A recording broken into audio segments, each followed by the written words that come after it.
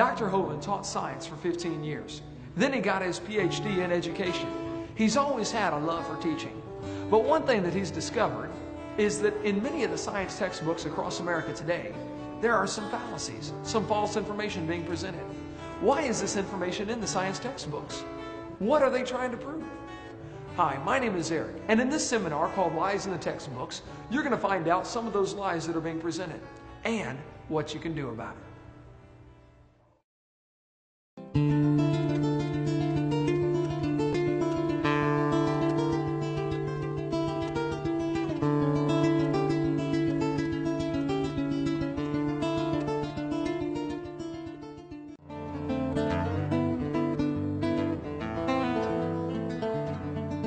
Welcome to our seminar tape number 4 on lies in the textbooks.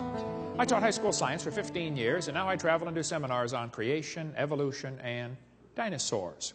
And I'm concerned that what kids are being taught in our classroom is simply not true.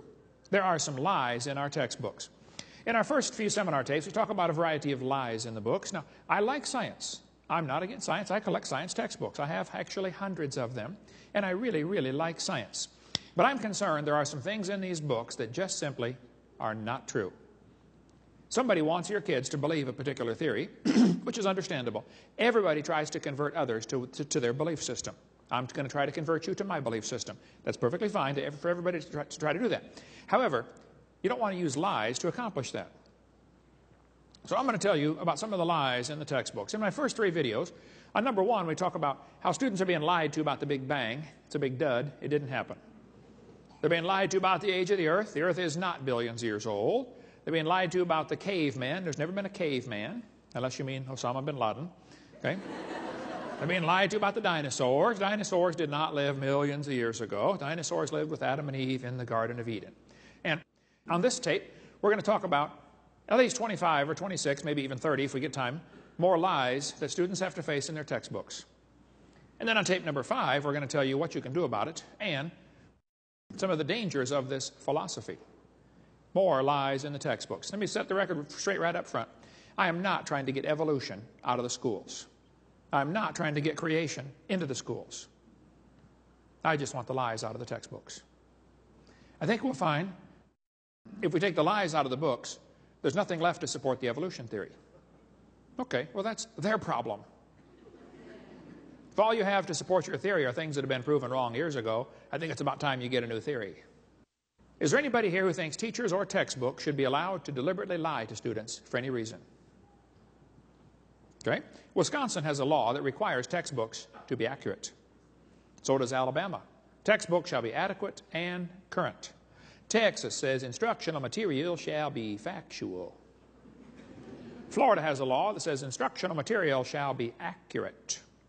California says textbooks shall be factually accurate. Minnesota says a teacher shall not deliberately suppress or distort subject matter. Yeah, sure, hey there, fella, you betcha. The problem is absolutely none of those states, including your state, enforce the law as it's written on the book. The books are simply not accurate. Here's a public school textbook from 1908. They told the kids in 1908, God created the heavens and the earth in 6 days. And all that was made was very good. Prayer is a duty, but it's vain to pray without a sincere desire of heart. God governs the world in infinite wisdom. Public school textbook. Here's a public school textbook from the year 2000. Evolution is a fact, not theory. Birds arose from non-birds and humans from non-humans. No person who pretends to any understanding of the natural world can deny these facts. I think things have changed a little bit, folks. By the way, when he says evolution is a fact, this is called a mantra. They think if you say it long enough and loud enough, everybody will start believing it. It's not a fact. Evolution's a religion. This textbook says, boys and girls, even though most scientists and religious leaders no longer see evolution and religion as in conflict, a minority of Christian fundamentalists remain opposed to evolutionary biology. This is called slanted journalism. A minority of fundamentalists, they're trying to marginalize those, even though it's the majority of the population of America that believes this, not the minority. Look what it says over here. It says, Creation science states that all species were created by God roughly 10,000 years ago and that they have not evolved since. By the way, let me stop right there. That is not what creation science teaches. Creation science teaches that all the kinds of animals were created roughly 10,000 years ago. And the only evolution has been variations within those kinds. So they're setting up a straw man here so they can knock it down and think they won the argument. Keep reading here. As scientific issues, we know these assertions are false. Over here they tell the kids, if we prevent our secondary school students from learning what science has to offer, let me stop right there. I'm not trying to prevent students from learning what science has to offer. I love science. I'm trying to prevent students from being lied to.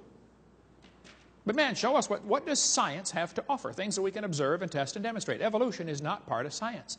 That's the problem. Watch this now. If we prevent our students from learning what science has to offer, we run the risk that they will not be able to compete effectively in college classrooms or in today's global economy. This is the evolutionist altar call. Right there. The world will be destroyed if we don't preach evolution. Oh, the sky is falling. We've got to get more evolution or we're all going to die. They somehow think that their religion is important in our schools, and it's not. This textbook has over 100 pages where evolution theory is presented to the kids. Not one mention of creation. If they do mention creation, it's always in ridicule, like the one I showed you a minute ago. A minority of Christian fundamentalists. Folks, things have changed in our textbooks. Now, this chart shows how the atheists rate the United States based on how well they teach evolution. If your state is red, they think you're doing a lousy job of teaching evolution. Yay. Go Wisconsin. All right.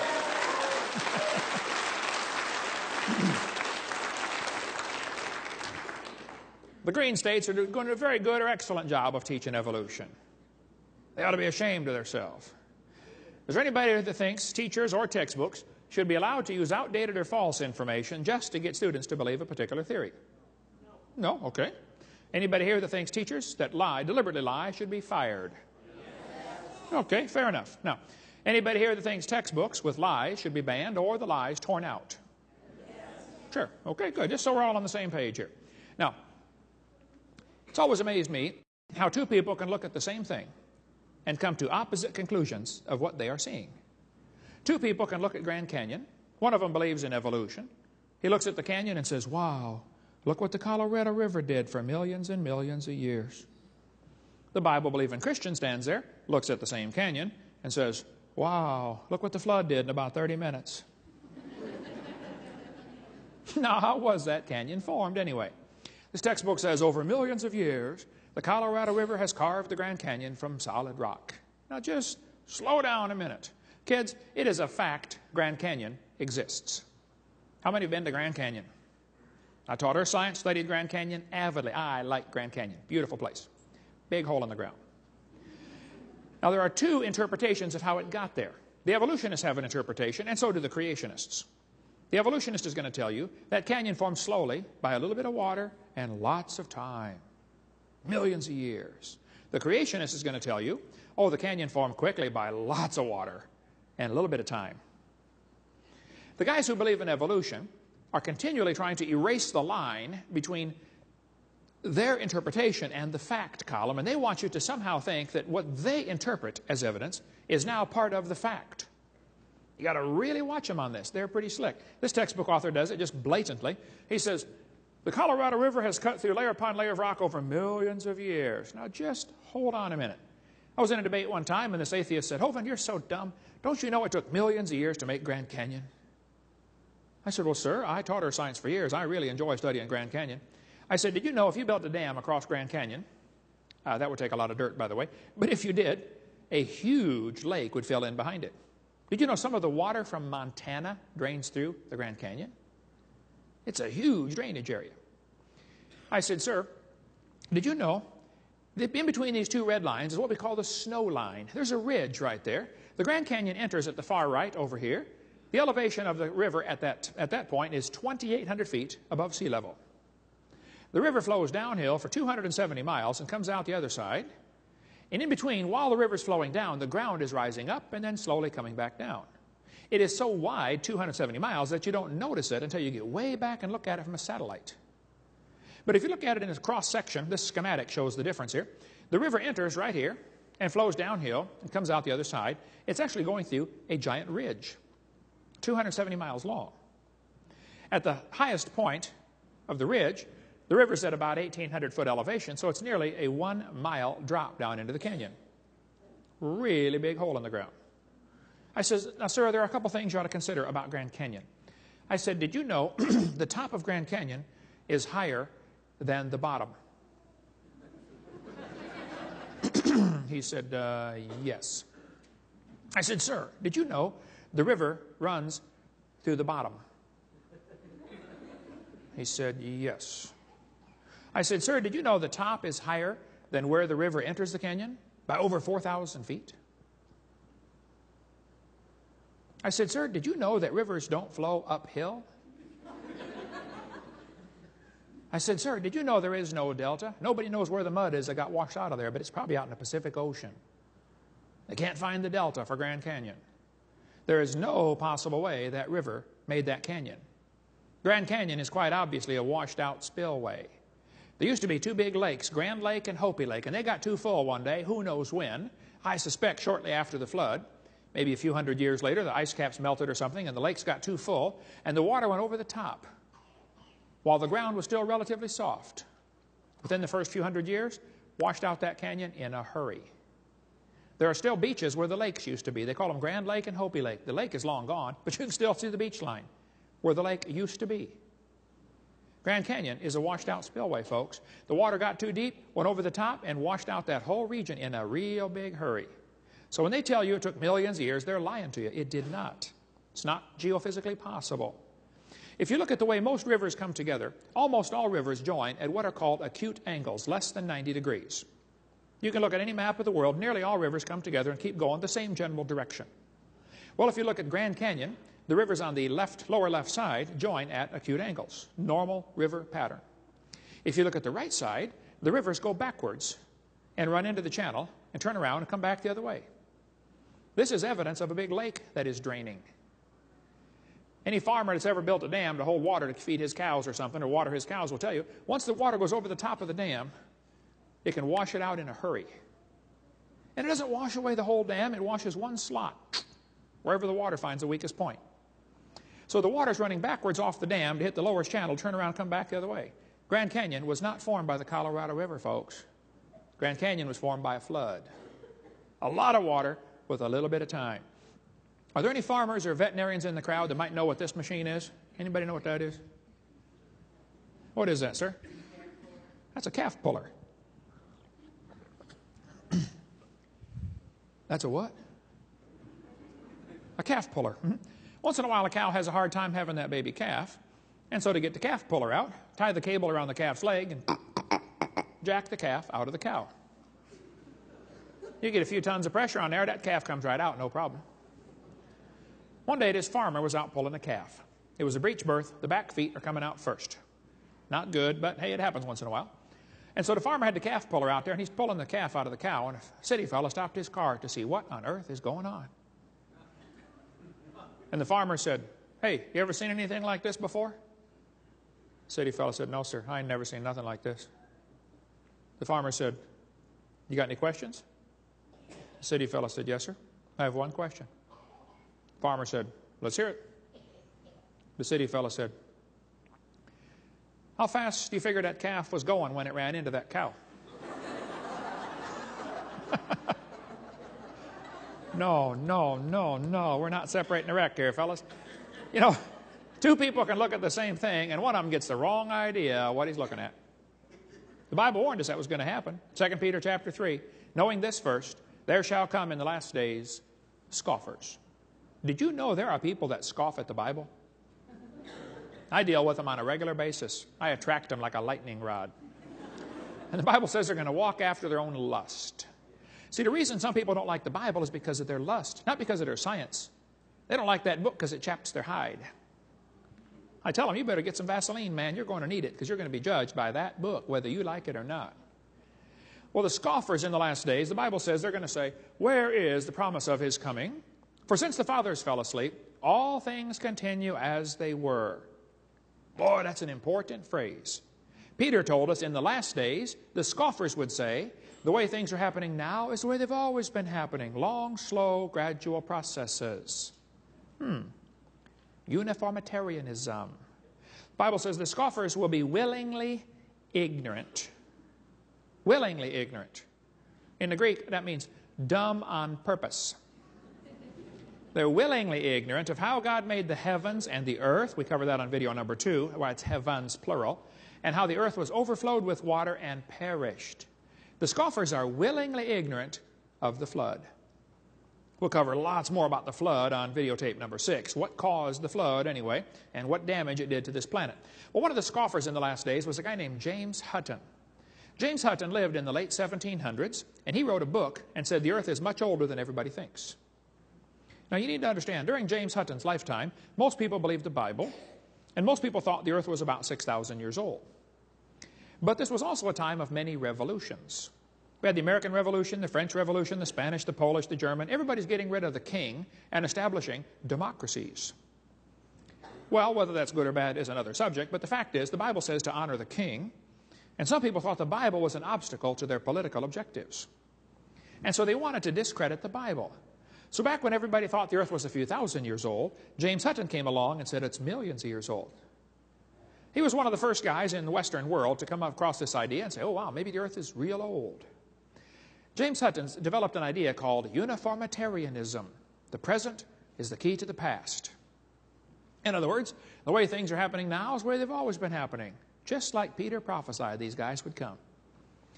Well, I think the Bible is the only perfect key to the past, but that's another story. The fact is, James Hutton's book that he wrote had a very strong influence on a young lawyer from Scotland. The lawyer's name was Charles Lyell. Charles Lyell, the lawyer, hated the Bible. Somebody calculated one time that if all the lawyers in the world were laid end to end around the equator, we would all be better off. In 1830, Charles Lyell wrote this book right here, Principles of Geology. Here on this book, you can see his hatred for the Bible kind of ooze off every page. This guy really did not like the Bible. He kept referring to it as ancient doctrines. You know, you're outdated if you believe the Bible. He talked about those people who have religious prejudices because they believe the Bible. He said, men of superior talent who thought for themselves and were not blinded by authority. I mean, you can just skim through it for yourself and you'll see he didn't like the Bible. Charles Lyell said his goal was to free the science from Moses. What do you suppose he meant by that? You see, people who read what Moses wrote will feel that God made the world in 6 days and the flood formed most of the geology of the world. Noah's flood messed up the real estate big time. And if people believe the book that Moses wrote, they're going to think that coal, oil, natural gas formed from the flood when things got buried. And they're going to think the canyons formed as the water ran off from the flood. Lyell didn't like that idea. He wanted people to believe the earth is millions of years old. Charles Lyell, in this book, building on the work of a couple other guys, he developed the idea that each layer of the earth is a different age. And he invented what we call today the geologic column. How many have ever heard of the geologic column before? He divided the earth up into layers, and they gave each one a name, an age, and an index fossil. Maybe you saw the movie Jurassic Park, named after the Jurassic layer. Each layer was given a name, and they told everybody how old it was. Now, this was done in 1830, long before there ever was carbon dating, potassium-argon dating, rubidium-strontium dating, lead-208, lead-206, uranium-235, uranium-238. None of those existed. This was all done based on the assumption that each layer is a different age. They made up the whole thing out of the clear blue sky. Now, it's a fact the earth has many layers of rock. No question. That's a fact, folks. How'd they get there? Well, there are two interpretations. The evolutionist will say the layers form slowly over millions of years, and each one is a different age. The Bible-believing Christian says, oh no, these layers are all from the flood in the days of Noah. You can get a jar of dirt, shake it up, set it down. It'll settle into layers for you in a few minutes. But the guys, again, who believe in evolution are always trying to erase the line and make you think their interpretation is part of the fact column. The geologic column is actually the Bible for the evolutionist. It can only be found one place on planet Earth. The only place you will ever find the geologic column is in the textbooks. There is no geologic column. This guy admits it. He said if there were a column of sediments, unfortunately no such column exists. I had one professor I debated one time said, oh, Hovind, you're wrong. Now, there are 26 places on planet Earth where the geologic column exists. I said, no, I'm sorry, you're wrong. There are 26 places on planet Earth where the fossils are found in the order you would like them to be. But that doesn't prove the geologic column exists in any of those places. There is no geologic column. If there was in one place, it'd be 100 miles thick.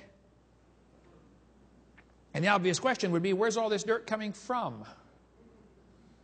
One of the biggest lies kids face in the textbooks is about the geologic column. It's a joke. It's a hoax. It doesn't exist. But that really caused problems for the world in 1830 when it was taught. We'll get into that in a minute. Look, there's no question the earth has layers. But if those layers are different ages, why are there no erosion marks between the layers? They all just fit tight to each other like pancakes. I mean, don't you think if that one layer sat there waiting for the next one to come on top, it'd rain once in a while in 10 million years? Just go home and get a jar of dirt and put some water in it and shake it up, folks. It'll settle out into layers for you in a few seconds. It's called hydrologic sorting. Many years ago, I was speaking in Union Center, South Dakota. Union Center is right there. It's not even on the map. And South Dakota puts everything they can find on the map just to fill in the white places. There were 40 people in the whole town. 38 of them came to church. I don't know where the other 2 were. Probably out pulling a calf, I reckon. But we had a great time. It was a wonderful little church out there in the country.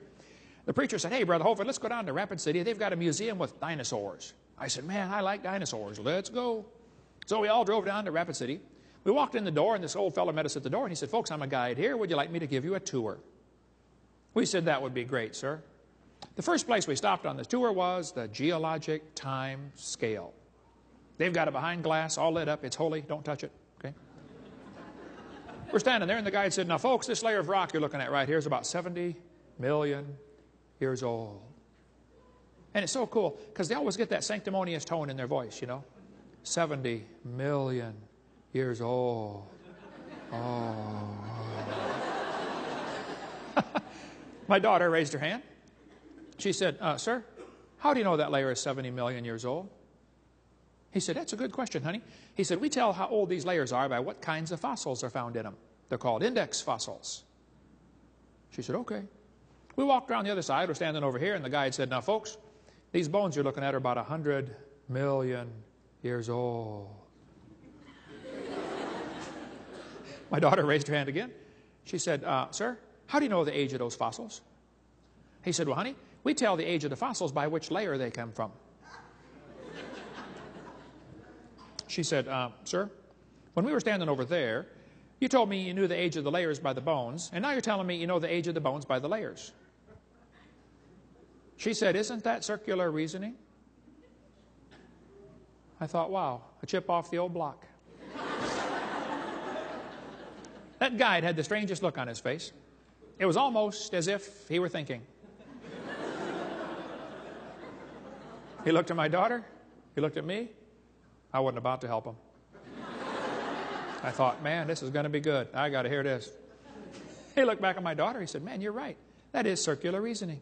He said, I never thought of that before. That poor fellow drove 50 miles one way that night to hear me speak in Union Center, South Dakota. The crowd swelled to 39.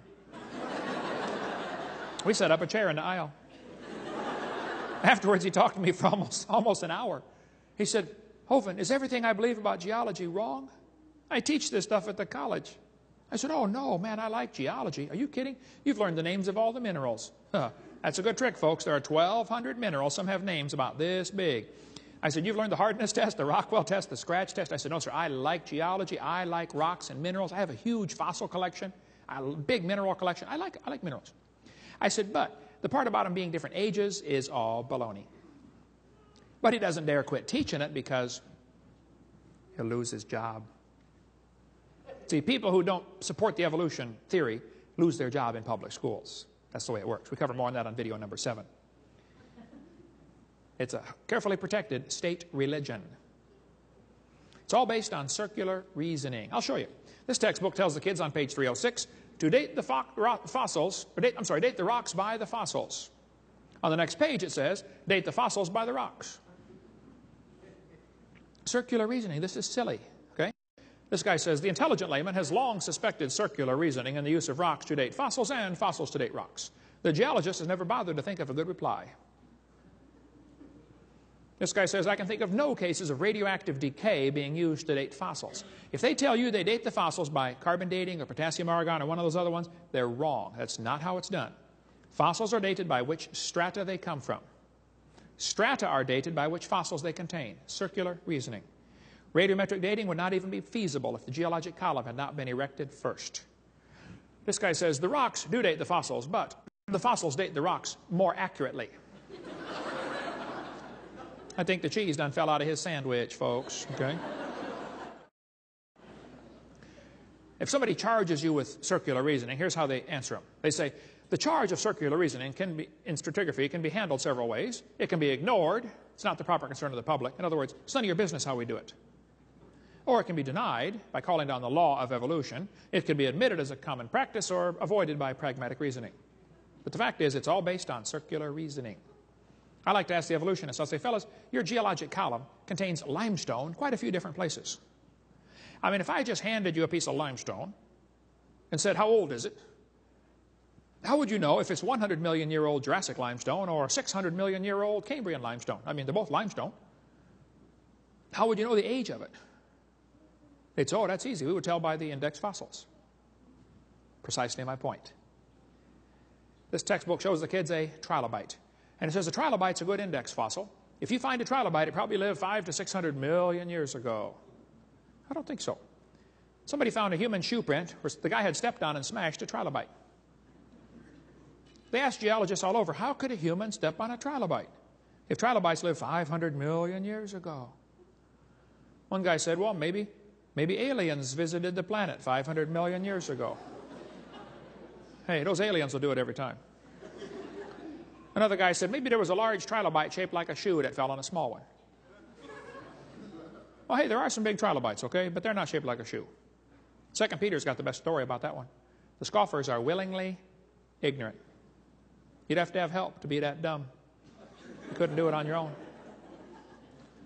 Trilobite had the most complicated eyeball ever. And that's supposedly one of the first creatures to evolve in the Cambrian explosion. I mean, come on, it's got an eyeball incredibly complex. Trilobites did not live millions of years ago. There could be some trilobites still alive. There certainly are isopods, which are very similar, except one-piece shell instead of 3 lobes. Otherwise, could be a descendant, a mutant, by the way, which is a loss of information, not a gain. This textbook shows the kids a fossil graptolite. This is the New York State fossil. It says graptolites lived 410 million years ago. Only problem is they found graptolites still alive. Now, if they're still alive, couldn't they be found in any rock layer? This one shows the kids the Devonian period. It says this is from 325 million years ago. It has lobe-finned fish. They got a short leg and then the fin. Well, this is silly. Lobe-finned fish are still very much alive today. It's called the coelacanth. And when they first found the coelacanth still alive in 1938, they said, wow, would you look at this? They survived for 325 million years. It never dawned on them one time to question the geologic column. That thought never crossed their brain. This lady wrote a book about it, A Fish Caught in Time. Yes, boys and girls, this is our own great uncle, 40 million times removed. I'm not sure I can help somebody like that. This textbook says that Cretaceous and Jurassic period are from dinosaurs that lived 70 million years ago. Oh, come on. Dinosaurs have always lived with man. We covered that on video number 3. Dinosaur blood was found inside a T-Rex bone about 10 years ago. They tried everything they could to disprove it, and they couldn't. This is dinosaur blood cells. It's not going to last 70 million years. Human hands were found fossilized in the same strata as dinosaurs were found fossilized. Textbooks say the layers are different ages. I'm sorry, that's baloney. Now, Charlie Darwin didn't like round numbers. He said the Wealdian deposits are 306,662,400 years old. How he knows is anybody's guess. But here they are telling the kids the layers are different ages, and yet all over the world, petrified trees are found, like this one, standing up, connecting different rock layers. Now, if you have a petrified tree standing up, running through multiple rock layers, I don't think it's common sense to say the layers are different ages. Not by much, anyway. I mean, how long can a dead tree stand there before it falls down? 5 years, 10 years, 20 years, 5,000 years? I doubt that. And yet petrified trees in they're called polystratifossils, going through multiple layers. They're very common. Hundreds and hundreds have been found. It would only take one to prove the point. But hundreds have been found, petrified, standing up. In central Alabama, there's a large coal mine where they found all kinds of petrified trees standing up. Now, the kids have been taught for years that those two layers of coal, called the Manualele and the Blue Creek Formation, are different ages by millions of years. And yet when you get all the fossils together, they label them sample A, B, C, D, E, F, G, H. You can put it together and figure out and prove positively the Manualele and the Blue Creek had to form within a few weeks or months of each other. That's exactly what you'd get in a flood. We cover more on that on video number 6 about the flood, what caused the coal seams during the flood. Here's some from Cookeville, Tennessee. Petrified trees standing up, running through multiple layers. Joggins, Nova Scotia is famous for its petrified trees in the vertical position. Most of these pictures are on our website, drdino.com. We've got a piece of petrified wood in our museum running through 12 different layers of slate. And they're going to tell you in school each layer of slate represents a different season. That's 12 years. I'm sorry, that's not true.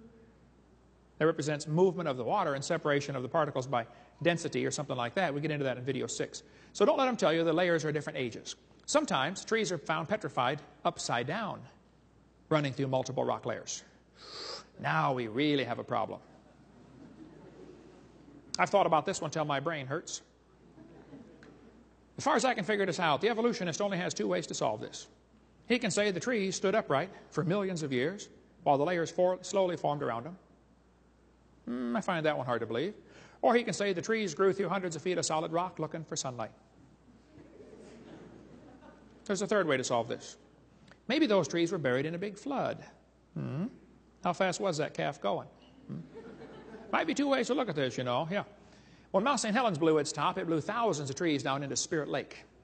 Over 20,000 trees have already sunk to the bottom and are stuck in the mud at the bottom of Spirit Lake. Many thousands of them are standing up in the vertical position. And those trees are going to petrify. They're already beginning to petrify. It does not take long for things to petrify. Here's a piece of petrified firewood. I've got a piece of petrified pallet in our museum from a pallet shop that cut pieces of wood. Some kid sent me a box of petrified acorns. He said, Brother Hovind, I tried an experiment. I put these acorns in a bucket of water and forgot about them. A year later, I thought maybe they might sprout, but now they're all petrified. Would you like some for your museum? I mean, they're solid rock. Here's a petrified dog inside a tree in Georgia. They cut the tree down for firewood and said, wait, don't cut that one up. There's a dog inside. Turned to stone. Here's a petrified cowboy boot with the cowboy's legs still in it. The boot was made in the 1950s. Here's a petrified fish giving birth. Petrified hat from New Zealand. Here's a petrified pickle in our museum. I'm not kidding. The guy sent it to me. He said, Brother Hovind, we found this old house in Montana. The roof was gone. House had been empty for at least 30 years. We went down the basement. There's a bunch of jars of pickles, a pantry. But the lid to one of the jars rusted off, and inside the pickle turned to stone. Would you like it for your museum? I said, well, yeah. A petrified pickle. The jar was made between 1930 and 1960. That's the year they made those jars. I don't know when the pickle got put in there, but sometime in there. Don't let them tell you it takes millions of years. There's petrified sacks of flour found in Eureka Springs, Arkansas, from a flour mill that flooded in the 1910s, I believe. So kids, when they tell you the layers are different ages, you're being lied to. That's not true. Don't believe that. 80 to 85% of Earth's surface does not even have 3 geologic periods appearing in correct consecutive order. This guy says it becomes an overall exercise of gargantuan special pleading and imagination for the evolutionary uniformitarian paradigm to maintain there ever were geologic periods. The geologic column is a hoax. One of the biggest lies ever passed off on humanity, but the vast majority of the world believes it, even though it doesn't exist. When they started teaching that in the 1830s, people began to change their worldview away from what the Bible teaches to this new view from Charlie Lyell, the lawyer from Scotland, that each layer was a different age. This teaching really had a strong influence on a young preacher from England. There was a fellow that just graduated from Bible college to be a preacher. His name was Charles Darwin. The only degree Darwin ever got was a theology degree. And today they call him a great scientist. All he got was a theology degree. which is not bad. I mean, but he's not a scientist. Charles Darwin set sail on board the Beagle. He's going to sail around the world and collect bugs for somebody back in England. And he decided to bring some books with him to read. He's going to be gone for 5 years. As he sailed around, he brought with his Bible, and he brought with that book by Charles Lyell, Principles of Geology. That book changed his life forever. Darwin later wrote to a friend and said, "Disbelief crept over me slowly. I felt no distress." He slowly lost his faith in the Bible. By the way, later when he died, his wife started the rumor that he repented on his deathbed. That rumor still circulates today, but apparently his wife made up the whole thing. Nobody knows for sure, but that's what the best research says. Darwin sailed around the world. He stopped off at these islands right there called the Galapagos Islands. There on those islands, Charlie noticed there were 14 different varieties of finches, a little bird about this big. But their beak shape was different. Now, Charlie didn't like birds too well. I mean, he raised pigeons, but he also liked worms. He was a strange guy. So he shot all kinds of birds, thinking, he would help the worms out, give them a better chance of survival. Because birds ate worms, and he thought that might be kind of hard on the worms, so he shot all the birds he could find. Well, he collected all these birds, and he noticed there were 14 varieties of finches. He studied them carefully and said, "You know what, folks? I think all these birds have a common ancestor." "I bet you're right, Charlie. It was a bird." And then Charlie said, "Maybe this proves that birds are related to bananas." He said, "Oh, he didn't say that." "Oh, he sure did. I got his book right here." Charlie Darwin said in his book on page 170, he said, "It's a truly wonderful fact that all animals and all plants throughout all time and space should be related to each other." Isn't he saying the birds and the bananas are related? He sure is. That's a lie. There's no proof any animal is related to a different kind of animal, other than maybe a common designer. Charlie noticed what is sometimes called microevolution. I don't like that word. I think it confuses kids. Okay, I'm going to use it, but you understand what I mean. Microevolution is actually just a variation, okay? Dogs produce a variety of dogs. Roses produce a variety of roses. Nobody argues about that. It's a fact, folks. It happens. The question is, does it go any farther than that?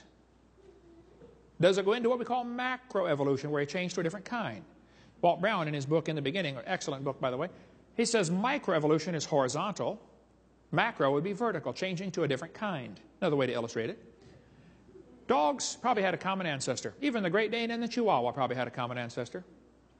I wouldn't question the fact that the dog, the wolf, and the coyote had a common ancestor. But every 5-year-old kid knows they're the same kind of animal. We had one try out earlier in the seminar. We had a dog, a wolf, a coyote, and a banana. We asked the 5-year-old, which one is not like the others? He got it right away. The banana. See, the Bible says they bring forth after their kind. National Geographic here has an article, From Wolf to Woof, how the dog evolved from a wolf. I don't argue with that. It probably did. But it's still the same kind of animal. Here's Mickey Mouse evolving. Yeah. The Bible says they bring forth after their kind, not after their species. But this guy says, the results of this and other similar surveys are startling because evolution has been a settled issue in science for nearly 150 years. They found out that 46% of adults in the United States do not think humans had evolved. Well, you better define what you mean by evolved. Right, the majority of folks do not think they came from a rock 4.6 billion years ago. Now, if you want to believe that, that's fine. I don't care what you believe, but don't call it science. Evolution has 6 different meanings. First, you'd have to have cosmic evolution, the origin of time, space, matter. Secondly, you'd have to have chemical evolution. The hydrogen from the Big Bang would have to evolve to all 92 elements, plus the synthetic ones. Then you'd have to have what we call stellar evolution. The stars would have to evolve. And nobody's ever seen a star form. We see them blow up all the time. And yet there's enough stars out there that everybody on planet Earth can own 2 trillion of them to yourself. Those are the ones we know about. We don't know about the ones we don't know about. Then we'd have to have what we call organic evolution, the origin of life. Nobody has a clue how life can get started from non-living material. We'll cover more on that in the next session, about the origin of life. Next, they have what's called macroevolution, changing from one kind of animal into another. Nobody's ever seen a dog produce a non-dog. And lastly, we have variations within the kind that some people call microevolution. Okay, this one happens, whatever you call it, it happens. The first 5 are purely religious. But the definition of the word evolution is really confused for the students on purpose, I believe. I think it takes a giant leap of faith and logic just to go from micro to macro. Sure takes a big leap to go to the other 4 stages. Macroevolution is a fantasy based on imagination. They believe it must have happened, but there is no evidence for it at all. Teachers, though, will give the students one definition of the word to get them to believe the theory, and then they slowly weed in the rest of it when they're not looking. They're going to say, evolution is descent with modification. That's deceitful. That's not really what they mean by evolution. This textbook says, evolution is change over time. First definition. Watch how they change the definition now. In other words, living things have changed over time. Wait a minute. What happened to the first 4 stages? You're going to skip all the way down to living things and just assume the first 4 happened? Then they say, evolution is a change in species over time. Now they jumped right down to what I believe in. I believe species can change over time. I think the changes are limited. Still the same kind, but somebody might call it a different species. It's still the same kind of animal. That's not really what they mean by evolution, folks. What they really mean is the whole theory comes as a package deal. Variations certainly happen, but they have limits. Haven't the farmers been trying to get bigger pigs for a long time? Do you think they'll ever get a pig as big as Texas? No, I bet there's a limit in there someplace, isn't there? I'm not sure if they reached it or not, but they're probably getting close to the limit of pig size. Roaches eventually become resistant to pesticides. That's a fact. Do you think they'll ever become resistant to a sledgehammer? No. I bet there's a limit. They always still produce the same kind of plant or animal, too. No new information is added. See, real evolution would mean an increase in genetic complexity, not just shuffling genes that already exist. When you have varieties of dogs produced, the gene pool is more limited for the variety. The Chihuahua is swimming in the shallow end of the gene pool. Somebody spent years crossbreeding dogs to develop a Chihuahua. All that time and money to make a dog that is 100% useless. Hey, how long would the Chihuahuas last in the real world? Turn them all loose back into the woods and watch what happens. They'd run up to the wolf. Yep, yep, yep, yep, yep, yep. Crunch. End of gene pool, right? Genetic information is lost, not added, when you get your variety. Real evolution would be an increase in genetic complexity, not just shifting of gene frequency. Now, I grew up in Illinois, corn country. Did you know there are so many kinds of corn down there, they have to number them? You're driving down the highway and you'll see a sign, you know, BX65. Don't mix it up with XL29. Something will explode. But I'll tell you what, folks, you can crossbreed corn from now to the cows come home, and you're always going to get corn. You're never going to get a hamster or a tomato or a whale to grow on your corn stalk, okay? That ain't going to happen. There's a varieties of dogs in the world, a whole bunch of them. And I bet they had a common ancestor, dog. This Irish textbook calls it divergent evolution. Saying the terrier and the poodle had a common ancestor? Oh, come on, don't give it a fancy name. It's still a dog. Don't call it divergent evolution. It's a variety of dog. This Mexican textbook says the horse and the zebra had a common ancestor. I agree. Looked like a horse. 4-wheel drive, genuine leather upholstery, all the standard equipment, folks. I mean, a horse, right? And every kid knows they're the same kind of animal. They've got little bitty horses available today. We had the world's smallest horse come visit us at Dinosaur Adventureland. Talk about useless. Can't ride it. It won't bark. No, my granddaughter rode it. She thought it was cool, I think. I don't know if she thought anything. You know, horses, zebras, and asses can all be crossbred. There's some folks in California that wrote me a letter and said, Brother Hovind, we crossbreed all sorts of these animals and get some really strange crossbreeds. We get Zorses, Zonkies, Zionis, and Zedonks, and Shebras. There's a herd of zebroids running around. See, the Bible says if they can bring forth, they're the same kind. A horse and a zebra can bring forth. A horse and a hamster cannot. They're a different kind, okay? In most cases, the kinds are real recognizable to anybody with average intelligence. There might be a few questionable ones in there. Okay, I think that's worthy of research. But the fact that we don't have the answer to every single one doesn't prove that everything is related, like the evolutionist says. You know, in the last 100 years, the Kentucky Derby has gone from an average winning speed of 127 down to 123. Now, even back in the early days, they had some low times turned in. Question: how much money would you guess has been spent on the Kentucky Derby trying to get faster racehorses? Millions and millions and millions of dollars, right? Now, I don't know if they reached the absolute limit of horse speed or not. I suspect they're getting pretty close. I mean, if you really want to win the Kentucky Derby, why don't you breed wings on your horse and fly around the track in 12 seconds? My whole point is, sure, variations happen, but they're limited. The evolutionist does not want to admit there are any limits, and that's where the problem comes in. There's a variety of cows in the world, and they might have had a common ancestor. A cow. There's a book you can order chickens from. What kind of chickens do you want to get, kids? Do you want to get red rocks, cinnamon queens, white rocks, cherry eggers, brown leghorns? There's a lot of different kinds of chickens you can get. But look what the book says. The jungle fowl are the original bird from which all varieties and strains of domesticated chickens are derived. Hey, did you know all the chickens had a common ancestor? Guess what it was? A chicken. Exactly correct. There are 8 varieties of bears in the world, and they might have had a common ancestor. I wouldn't argue with that. But it was a bear. Did you know that broccoli, Brussels sprouts, cauliflower, and cabbage all came from a common ancestor? It was a plant. The Bible says they bring forth after their kind. Here's what happened, though. James Hutton wrote a book, and people began to doubt the earth was 6,000 years old. Then along came Charlie Lyell, and he wrote a book, and people began to doubt the flood formed the layers. Then along came Charlie Darwin, and people began to doubt the Creator.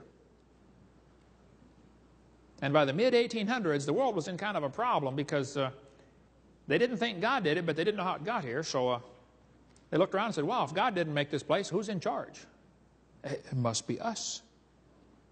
That led to the rise of humanism, communism, Marxism, Nazism, socialism. It all ties together. We cover all that on video 5. But those same 3 false teachings are still in your textbooks today. They're teaching kids the earth is millions of years old. We got here by uniformitarian processes, and godless evolution is how it happened. Paul said, Timothy, you be careful about science that is falsely so called.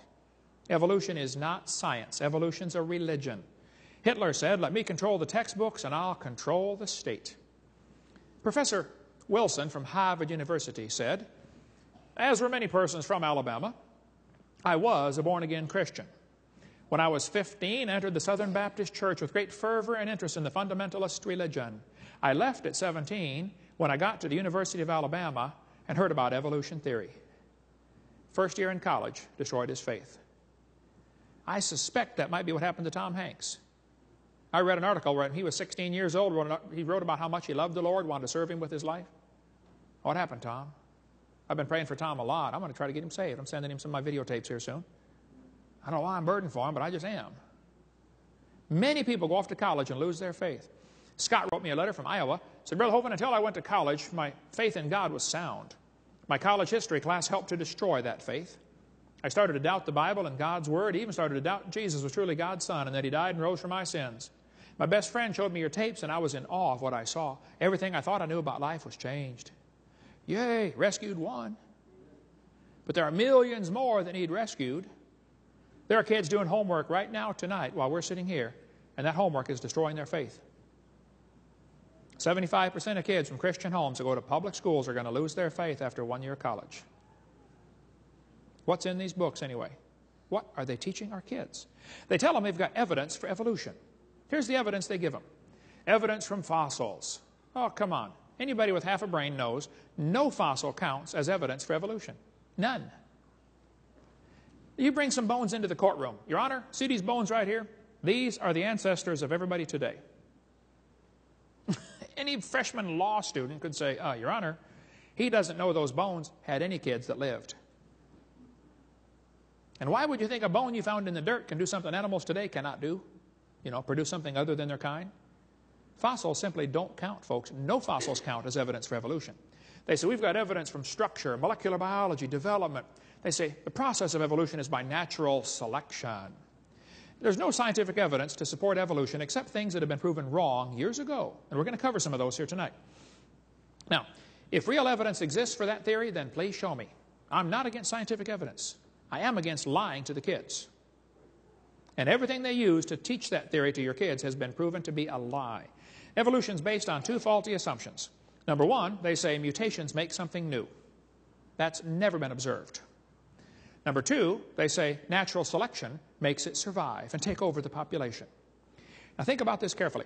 If an animal evolves a little better than the rest, what must happen to the rest of them in order for this process to work? They all have to die, or else the good genes get blended back into the population. Evolution is a religion of death, not life. The question is very simple. Did man bring death into the world like the Bible says, or did death bring man into the world like evolution says? They are polar opposite, and one of them is wrong. This textbook says mutations are the original source of variation in populations, shown by the many varieties of roses available. I agree, probably all the roses are mutants from the original rose. I agree with that. That's not evolution. That's a variety of rose. Mutations do not produce any kind of evolution. And anybody that studies biology knows that. Pierre Gross believes in evolution, but he says it doesn't work, folks. It doesn't happen. Here's a five-legged bull. That is a mutation. Notice he did not get any new information. Getting an extra leg is not new information. It's a scrambling of existing information. Doesn't the bull already have legs? So it just made one in the wrong place, that's all.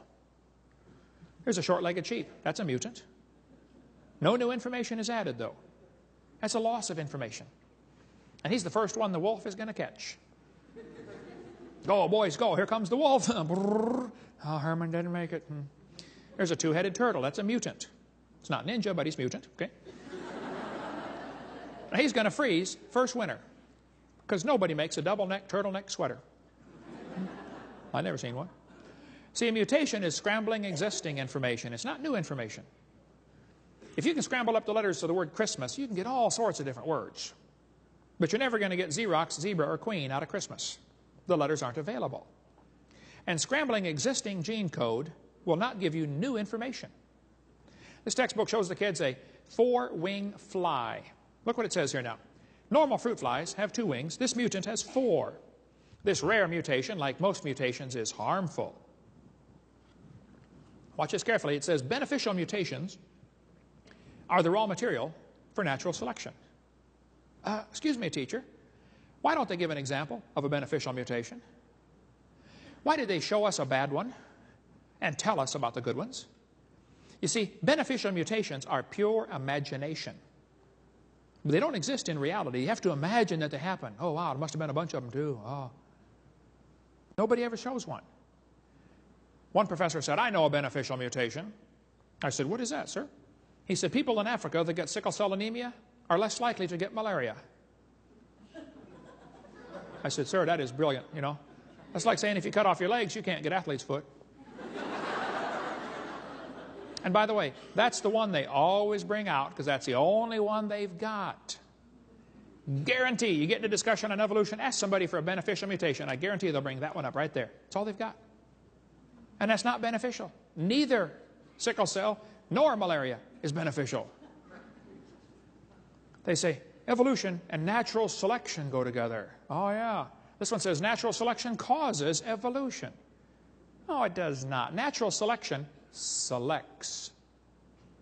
If I said I'm going to select everybody in the room over 12 feet tall to survive, everybody else dies.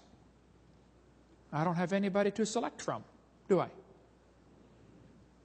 No. Natural selection doesn't create. If I wanted to create a race of people over 12 feet tall, so I kept killing everybody under 12 feet tall, how long would it take to get a race of people 12 feet tall? It's never going to do it. Hello. Now, the average population today probably ranges from, say, 5 feet to 6'6" or something. I probably could create a population of people that are all 6'6", or maybe even 7 foot, you know, by continually killing everybody under a certain point. Sure, you could do that. But you're selecting part of the gene code that already exists. You're not creating anything new. Natural selection is a conservative process. The creationists thought of it first. And it selects, it doesn't create. This guy says, natural selection may have a stabilizing effect, but it does not promote speciation. It is not a creative force. Don't let him tell you it is. Natural selection is selection, not creation. Why they don't see this, I don't know. This textbook says, finches with larger and stronger beaks were better able to open the tough pods, and so they survived. Evolution by natural selection had occurred in just 1 year. That is pure propaganda. It's still a bird, and it reverted right back to the same national average after the famine or the dry spell went by. Part of the population already had the genes for tougher beaks. Natural selection does not lead to evolution. This is a lie. Natural selection selects. I'll show you.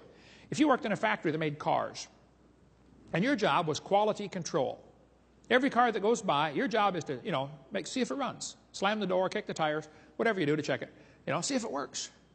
If you caught every single mistake, they don't, by the way, but if you did, how long would it take that process to change the car to an airplane? You say, Brother Hovind, you don't understand. Quality control doesn't change it. Oh, I do understand. Natural selection is like quality control. It doesn't create a thing. It makes sure you have a good species, but it won't change it to something else. They tell the kids in school the peppered moth is evidence for evolution. Yes, boys and girls, they counted the moths on the trees. Must have been a government project. And said it was 95% light color and 5% black. Then they tell the kids that the trees turned black from coal-burning factories, and it was only 5% light and 95% black around the factories. The problem is the whole story is a lie. Didn't happen. After 40 years of watching, they found 2 moths on the trees. 2. In 40 years. So they glued dead moths to the tree to take that picture for your kid's textbook. Those are dead moths glued on a tree trunk. It's a lie. The story's a phony. But they still teach it. That's all they've got. I think that page ought to be torn out of the book. You tell the kids in the Tulsa Zoo, yes, this is proof for evolution right here. Proven wrong years ago. There's a good website, Icons of Evolution, or the book Icons of Evolution has a whole lot on it. Peppered moth. See, they talk about survival of the fittest. Well, survival of the fittest does not explain arrival of the fittest. And survival of the fittest, I think, is what's called a tautology, a sentence that means nothing. If you say, Professor, why did it survive? Oh, because it's the fittest, survival of the fittest. Well, how do you know it's the fittest? Because it survived. How else can you tell? Look, folks, if a whale goes through a school of fish and eats 80% of them, it's not survival of the fittest. It's called survival of the luckiest. That's what really happens out there. But some of these people make these good observations and still come to the wrong conclusions. I don't know if you heard the story, but there was a bunch of scientists one day that wanted to see how far a frog could jump. They put the big old frog down there and said, jump, frog, jump. That frog, boing, he jumped 80 inches. Wow. They brought him back, cut off one leg. Said, jump, frog, jump. He only went 70. They brought him back, cut off another leg. Said, jump, frog. He went 60. They brought him back, cut off another leg. Said, jump, frog. He went 50. They brought the frog back, cut off his last leg. Said, jump, frog. They expected he might go maybe 40 based on the data so far. Actual jump was 0. The frog didn't move. They yelled louder, jump, frog. Frog didn't move. They were baffled. They tried the experiment again. New frog. Got the same results every time. So the brilliant scientists got their data together and said, folks, you know what? We can conclude that the frog jumped less as the legs were removed. Hey, you have to give them credit, folks. That is a good observation. Then they said, but we must conclude that a frog with no legs goes deaf. You had a good observation there, fella, but you blew it with your conclusion.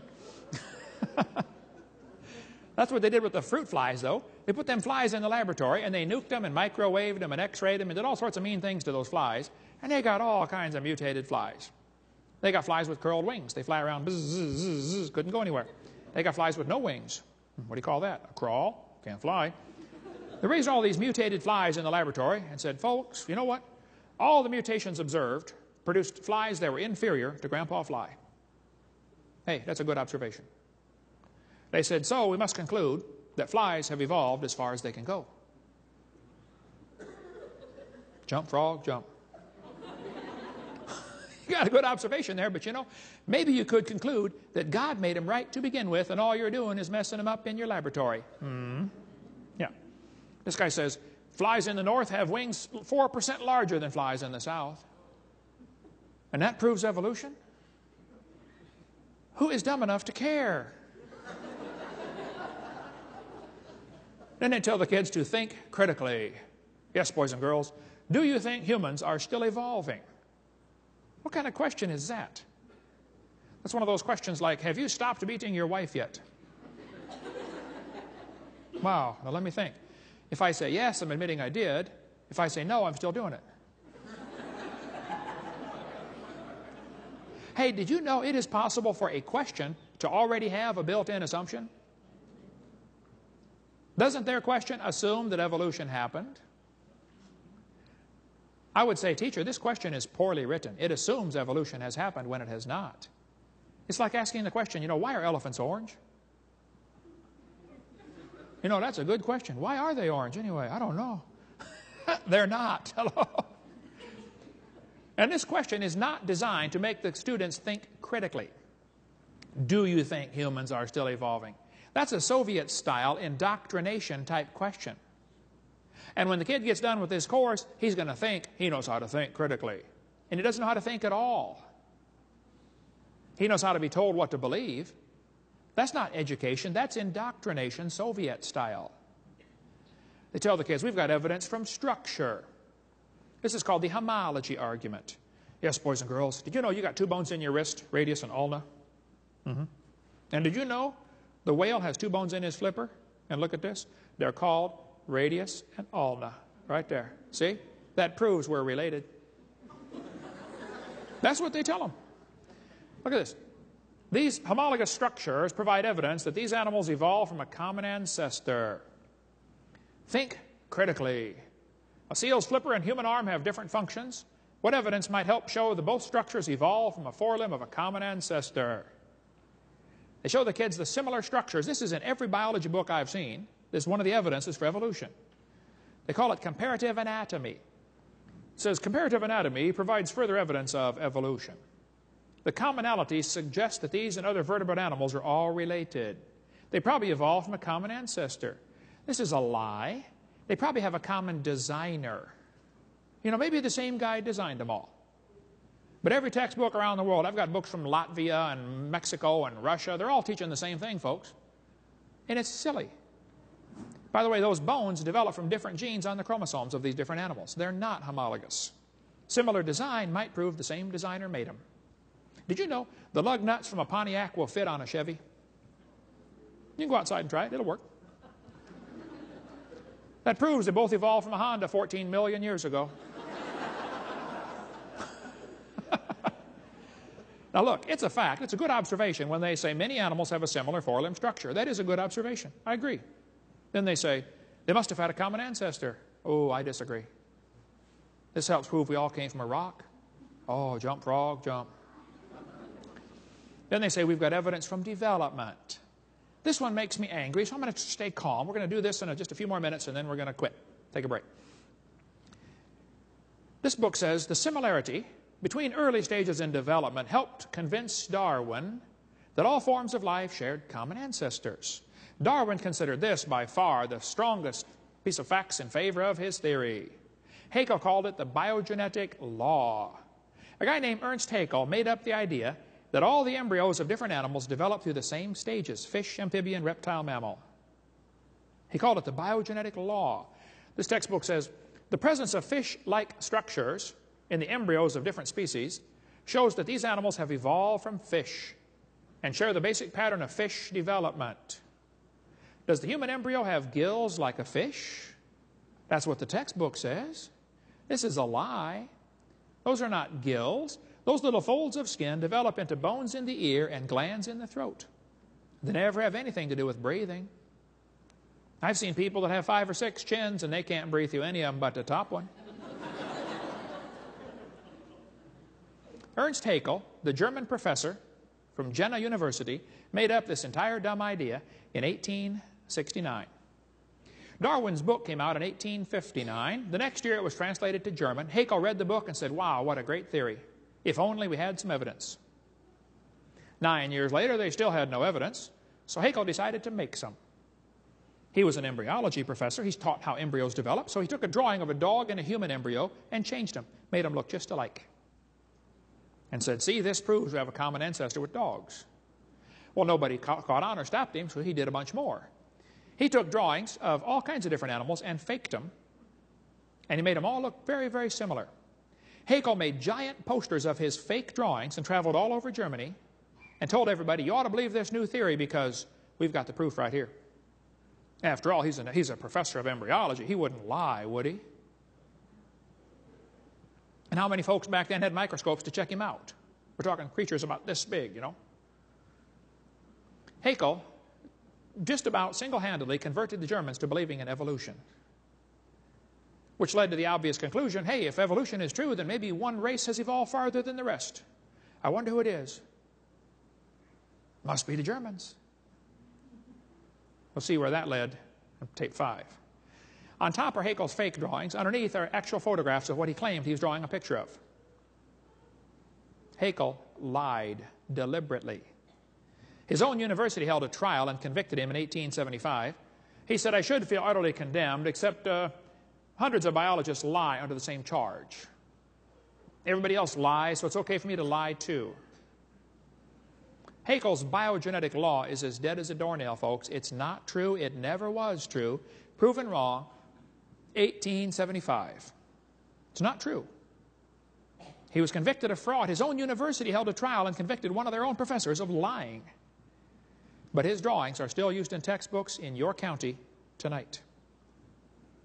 Proven wrong 125 years ago. Darwin wrote his book, 1859. He predicted evidence would be found. 1869, Haeckel faked the drawings. 1875, he was convicted of lying. But his drawings are still in textbooks 125 years later. Now, I know it takes a while for textbooks to get up to date. But I think 125 years is long enough. They're still teaching this stuff in textbooks all over the world. This one says, if proof of evolution from a common ancestor because of the gill slits on the human. This is simply a lie. Here's a year 2000 textbook teaching it.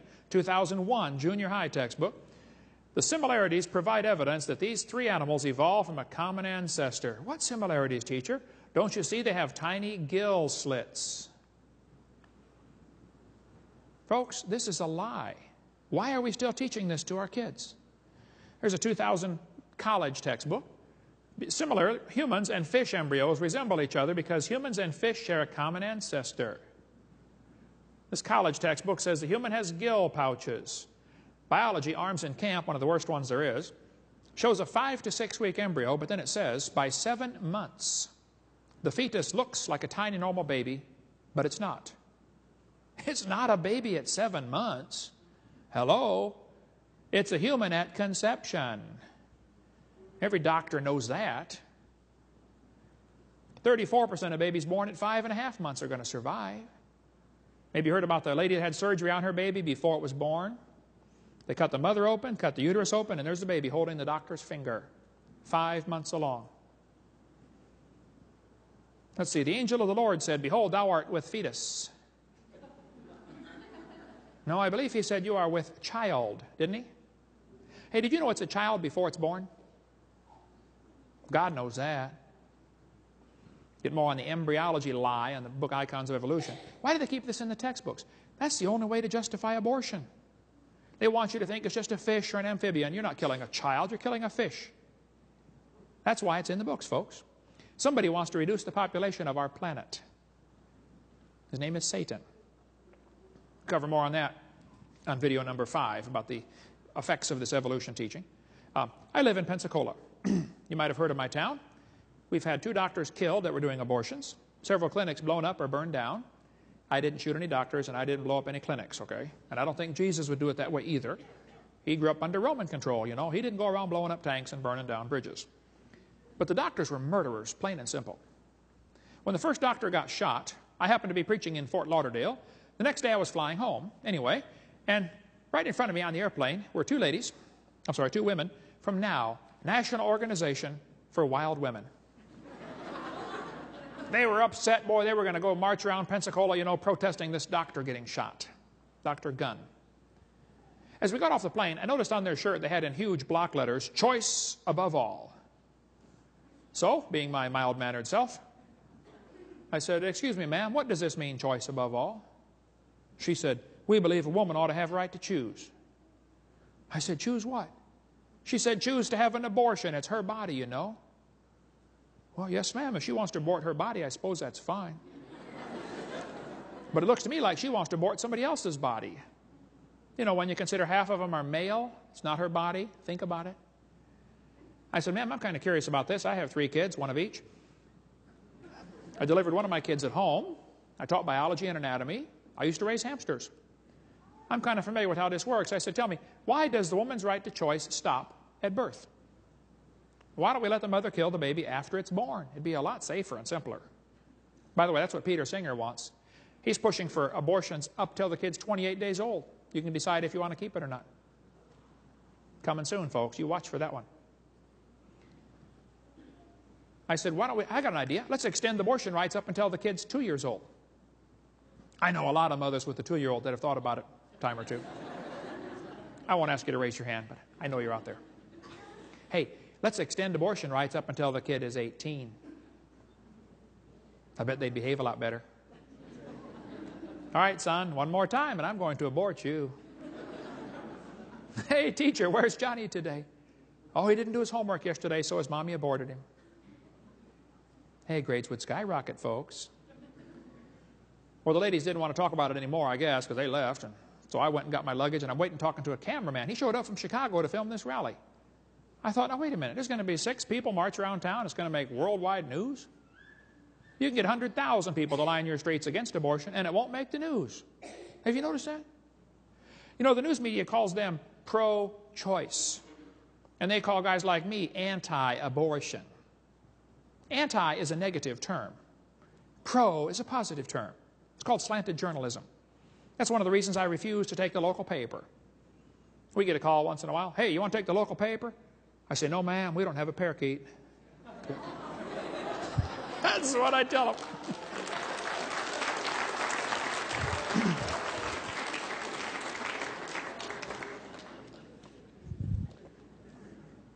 The news media always slants it to the liberal cause. Probably because they're just about all getting owned by a few people now, the Gannett Press and these guys. But when the kids got shot in Colorado, right away they jumped on the gun control issue. Did you notice that? Look, if kids keep getting shot in our schools, maybe there are some other issues to discuss, like should we have public schools? Or should we teach them evolution? That's what caused the shooting at Columbine. The boys made a tape before the shooting. They said, "He doesn't deserve the jaw evolution gave him. Look for his jaw. It won't be on his body." They did the shooting on Hitler's birthday on purpose. They shot Isaiah because he was black. Eric's T-shirt said natural selection. We cover more on that on video number 5. And then Rosie got on her program. Rosie O'Donnell said, "See, we need more gun control." Rosie, they broke 18 gun laws going into that school. 2 more gun laws would not have stopped them. I like what that guy put on his tire cover on his van.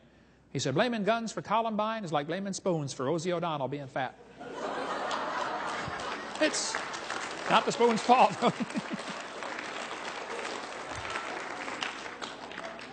You know, if kids keep getting shot in our schools, maybe the issue we should discuss is certain criminals ought to be publicly executed. Or maybe we should discuss the issue, should all law-abiding citizens be required to carry guns to protect themselves? Yeah. Somebody sent me this button as a joke. Proudly unarmed. Would you wear that? Think about it. What does that say to a criminal? Rob me. Isn't that exactly what it says? Our founding fathers gave us the Second Amendment, the right to keep and bear arms. The purpose of the Second Amendment is not so you can go duck hunting. The purpose of the Second Amendment is so you can protect yourself if the government goes bad. That's why we got it. Hey, did you know there's an awful lot of animals that eat grass that have horns? You don't need horns to eat grass. But see, you need the horns to explain to the lion, stay off my back so I can eat the grass. And that's the purpose of the Second Amendment, so the citizens can explain to everybody else, leave me alone. I just want to work and earn my money. Now leave me alone. Right? Get into more of that on part 5. Here's the logic they used to justify abortion. They're going to say it's not human. Oh, come on, that's not true. Proven wrong, 1874. They're going to say it's not viable. It can't live on its own. Well, you're not viable either, stark naked on the North Pole. Mm-hmm. They say it can't live on its own, so we can kill it. I know kids that are 25 that still come borrow money from Dad. Hey, Dad, can I borrow some money? Ought to be able to live on your own by now, son. They're going to say the child may be unwanted. Show me a kid that's... There's a lot of kids that are unwanted today. My parents moved 4 times when I was growing up, but I found them every time. Now listen, there's probably 15 people in this room that have had an abortion. Now you listen carefully. God loves you and can forgive you, and it's not a problem. I mean, half the Bible's written by murderers. You don't have to go on the rest of your life, trying to justify it. Just admit it, confess it, say, Lord, I'm sorry, forgive me, and go on and do something for God with your life, okay? Quit your whining and go serve God. They're going to say the child may be a financial burden. Show me a kid that's not. Every kid's a financial burden. Come on. They're going to say it might be from rape or incest. Well, then you killed the rapist, not the baby.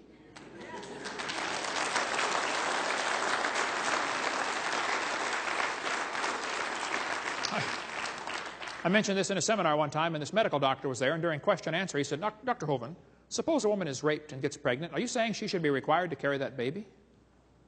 I said, well, sir, that's a tough scenario, but let's suppose it happens. Let me ask you a question. Suppose she gets raped, she gets pregnant, she has the baby. 5 years later, she's holding her 5-year-old, and her mind flashes back to the horrible experience, and she kills the baby. Is it murder? He said, yeah. I said, okay. Suppose she would have killed it 5 months after it was born. Would that have been murder? He said, yeah. I said, suppose she would have killed it 5 minutes after it was born. Would that have been murder? He got kind of quiet. He could see where I was going. I said, let me help you, sir. Yes. I said, now, suppose she would have killed it 5 minutes before it was born. Folks, rape's horrible. So is murder. Let's start killing rapists and put an end to this thing, okay? Yeah. Hey, is it illegal in Wisconsin to shoot deer at night with spotlights? It is, isn't it? You have to give them a sporting chance, right? Why don't you pass a law up here that says we're going to give the baby a sporting chance. If a woman goes to have an abortion, the nurse there will have a jar of marbles to have a lottery to decide who dies. 1 marble for baby, 1 for mother, and 1 for father. And 1 for doctor. And 1 for governor. Now let's put several in there for the past president. Yeah. There we go.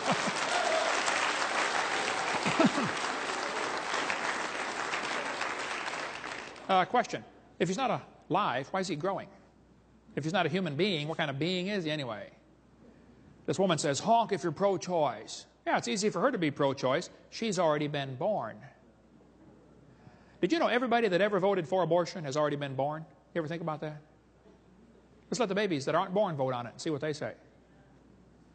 They're going to say, abortion's legal. It doesn't make it right. 1936, the German Supreme Court declared Jews are not persons. That was the decision that opened the way for Jews to be murdered. After all, they're not a person, so you can't be guilty of murder when you kill one. I've been to Germany 3 times. I read lots of books about Hitler and the Holocaust just to keep my blood boiling. Hitler did what he did because of his belief in evolution. He thought he was helping out. He thought the Germans were the superior race. They deserved to rule the world. Hitler wanted to make the practice of Germany conform to the theory of evolution. Hitler offered to send the Jews to anybody who would take them. Roosevelt refused to let the Jews come to America in 1938. They could have been saved, folks. Our president wouldn't let them come. Hitler's book, Mein Kampf, showed his evolutionary thinking, which he had probably since he was a boy. This guy says, evolutionary ideas lie at the basis of all that is worst in Mein Kampf. Hitler said it was the duty of the strong to trample the weak. He said, I have the right to exterminate an inferior race that breed like the vermin. Hitler said singled out the idea of biological evolution as the most forceful weapon against traditional religion. See, traditional religion, like Christianity, says nobody's better because of the color of their skin. Hitler didn't like that idea. He said nature doesn't like the blending of a higher with a lower race. He kept talking about Aryan blood and lower peoples. Who's a lower people, Adolf? Well, I found Hitler's hit list. I read lots of books about Hitler. Hitler thought the blonde-haired, blue-eyed Norwegians were close to pure Aryan, the superior race. Did you follow all that? Blonde hair, blue-eyed, Norwegian. Vår den står det till idag. Ja, sure you betcha. Oofta, hey there, fella. He thought the Germans were mostly Aryan. The Mediterraneans are slightly Aryan. The Slavics are half Aryan, half ape. Orientals are slightly ape. Black Africans, mostly ape. Jews, close to pure ape. Hitler killed the Jews because of his belief in evolution. He was trying to speed up the process, to help humanity out, get rid of the inferiors. Hitler also hated black people. Does anybody know where the Olympics were held in 1936? Germany. Does anybody know who won the most gold medals? Jesse Owens, the black American athlete. Hitler was so angry, he walked out of the stadium and said, it's not fair to make my men race against this animal. Hitler said, I think Christianity is the most fatal, seductive lie that ever existed. Because Christianity teaches God hath made of one blood all nations of men to dwell on the earth. Now, if you think you are superior to somebody because of the color of your skin, number one, you're wrong. Number two, you're stupid. Number three, you're not right with God. And I preached the same message in Georgia and Alabama and Mississippi. And I would preach it to the KKK. You're wrong. I stood in the courtroom in Nuremberg where the trial was held. Those guys, 50 years ago, said, we did nothing illegal. We're just obeying orders. Yep, and they were found guilty of murder, weren't they? And just because our Supreme Court said the unborn child is not a human, not a person, that was the decision. 1973, Roe versus Wade. I don't care what the Supreme Court said. It's a person. It's a human at conception. But since that decision, we've now had 40 million babies killed by abortion in America. 1 billion worldwide. 1,000 million. On September 11th, 2001, 3,000 Americans were killed by terrorists. Our government spent millions of dollars trying to hunt them down and kill them, right? You know what else happened on September 11th, 2001? 4,500 Americans were killed by abortion. Nobody said a word. It happened again on September 12th and September 13th and the 14th and the 15th, and every day since then it's going to happen again tomorrow. What are we doing, folks? Are we nuts? Margaret Sanger started a group called Planned Parenthood. The purpose of Planned Parenthood was to eliminate the inferior species. She thought the Jews, Orientals, and blacks were human weeds. We could spend hours on Margaret Sanger. Get our videotape college class, CSE 103, I believe, where we cover this. Planned Parenthood published a document in 1952 where they said, what is an abortion? Is it an operation? No, it's not an operation. What is child planning, they called it. How to plan your children. Birth control. Is it an abortion? They said, definitely not. An abortion requires an operation. It kills the life of a baby after it has begun. Boy, Planned Parenthood changed their tune in the last 40 years, haven't they? The Bible says, these 6 things doth the Lord hate. Hands that shed innocent blood. Cursed be he that taketh reward to shed innocent blood. And all the people shall say, Amen. Amen. Your kids are going to be told in school that your appendix is vestigial. You don't need it anymore. Oh, that's a lie. Your appendix is part of your immune system. You do need your appendix, okay? It's true you can live without your appendix, but you're going to have a greater chance of quite a few diseases. Just because you can live without something doesn't mean you don't need it. You can live without both your legs and both your arms and both your eyes. It doesn't prove you don't need it. This one tells the kids the whale has a vestigial pelvis. It says many organisms retain traces of their evolutionary history. For example, the whale retains pelvic and leg bones as useless vestiges. What's this talking about? The National Center for Science Education, all 4 of them working in this little storefront building, call themselves the National Center, big name, little bitty building right there in Berkeley, California. They say Bossy, the cow, evolved to the whale. Really? Wow. I debated Jeannie Scott on the radio for 30 minutes. I got to speak for 3 of the 30 minutes. I'll be glad to debate her again anytime. She won't do it anymore. But Andrew Carnegie started this group that she's the president of purposely to keep evolution out of schools. That's why they exist. But the cow did not evolve to the whale. This textbook says the whale has a pelvis that has no purpose. They have hind limb bones that have no function. Holt Biology, 2001. Just imagine whales walking around. It's true. What are they talking about? They're talking about those little tiny bones right there. Just imagine the whale walking around. You know, I tried, and I can't imagine.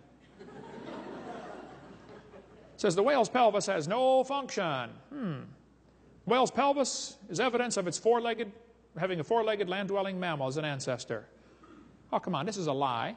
Those little bones are part of the whale's reproductive system. Whales are pretty big, you know. That supports different muscles. The whales cannot reproduce without those little bones. It has nothing to do with walking on land. It has to do with getting baby whales. So the guys that are writing this are real ignorant about whale anatomy, or they're lying to your kids trying to make them believe a theory. There are no vestigial organs, and if there were, that would be the opposite of evolution. The whale did not evolve from any kind of other animal. It descended from the first whale that God made. You know, the Ambulocetus here, only the dark bones were actually found. But they can make up all kinds of stories from a few little bones. We could talk for hours on whale evolution. We cover more of this on our college class, or get a hold of me later if you want a whole lot more on the whale evolution. It's just simply baloney. We have in our museum a 15.5-foot python snake skin. Way down near the south end of that snake, you'll see little tiny claws. There they are, right there, little bitty claws with a little bone inside. Now look what this textbook says. Snakes have rudimentary hind legs. Excuse me, those are not hind legs. Those little claws are used during mating. Snakes don't have any arms, you know. And they can't talk and say, scoot over, honey, okay? It's got nothing to do with walking on land, okay? This has to do with getting baby snakes. Now, these guys ought to quit lying to the kids. This one says, humans have a tailbone that is of no apparent use. I was in a debate with the president of the North Alabama Atheist Association. He got up in front of God and everybody. He said, folks, we got proof for evolution. Humans have a tailbone they no longer need. I said, Mr. Patterson, I taught biology and anatomy. I happen to know there are 9 little muscles that attach to the tailbone, without which you cannot perform some valuable functions. I won't tell you what they all are, but trust me, you need those muscles. I said, now, if you believe the tailbone is vestigial, I will pay to have yours removed. Bend over.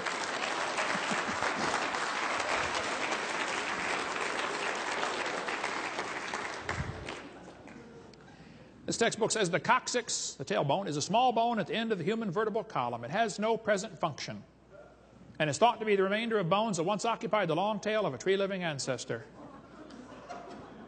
They told me when I was a kid, man used to have a tail, but he lost it because he didn't need it. That was the teaching that started me believing in evolution when I was about 9 years old. And later I thought, wait a minute, lost it because we didn't need it? Have you ever thought how handy a tail would be?